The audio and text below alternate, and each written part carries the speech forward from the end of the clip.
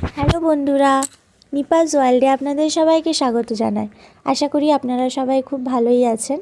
আজ রাতে আসলে আমার রান্না করার খুব একটা ইচ্ছে হচ্ছিল না, তাই ভাবলাম এমন একটা কিছু রান্না করি যেটা খেতেও সুস্বাদু, পুষ্টিকরও হবে হালকা, আর বেশি খাটনিও নেই। তো আমি একটা নিরামিষ পদ রান্না করছি আজ, আলু টমেটোর ঝোল। এতে কিন্তু আদা কুচিও লাগবে না।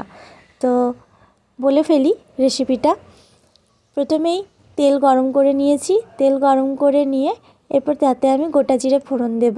আপনারা চাইলে কালো জিরেও দিতে পারেন, কালো জিরেতেও কিন্তু বেশ ভালোই লাগে, স্বাদটা একটু অন্যরকম হয়, বেশ ভালোই।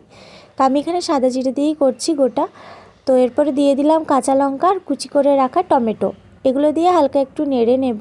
তারপর দিয়ে দেব কুচনো আলুগুলো দিয়েও কিছুক্ষণ একটু নেড়ে নিতে হবে, যতক্ষণ না হালকা ভাজা ভাজা হয়ে আসছে। তারপরেই দিয়ে দিতে হবে সামান্য পরিমাণে হলুদ গুঁড়ো, স্বাদ পরিমাণে নুন, আর জিরে গুঁড়ো আর ধনে গুঁড়ো। ব্যাস, আর কিচ্ছু দরকার নেই। শুধু এই কটা জিনিস দিলেই তৈরি হয়ে যাবে আমার আলু টমেটোর ঝোল। তো এরপরে যেটা করতে হবে, আমি দিয়ে দিলাম হাফ টিস্পুন হলুদ গুঁড়ো, স্বাদ পরিমাণে নুন, আমি একটু নুনটা কমই খাই।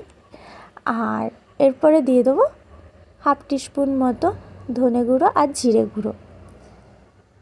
তো আমার ধনে গুঁড়ো আর জিরে গুঁড়োটা একসাথেই মিক্সড ছিল, সেই জন্য আমি এইভাবেই দিয়ে দিয়েছি। এরপর যেটা করতে হবে, হালকা নেড়ে নিয়ে জল দিয়ে দিতে হবে। তো জলটা এতটাই দিতে হবে যাতে আলুগুলো সেদ্ধ হয়। তো এইভাবে জল দিয়ে কিছুক্ষণ নেড়ে ঢাকা দিয়ে 10 মিনিট মতো রান্না করে নিলেই তৈরি হয়ে যাবে আলু টমেটোর ঝোল। কেমন লাগলো সবাই?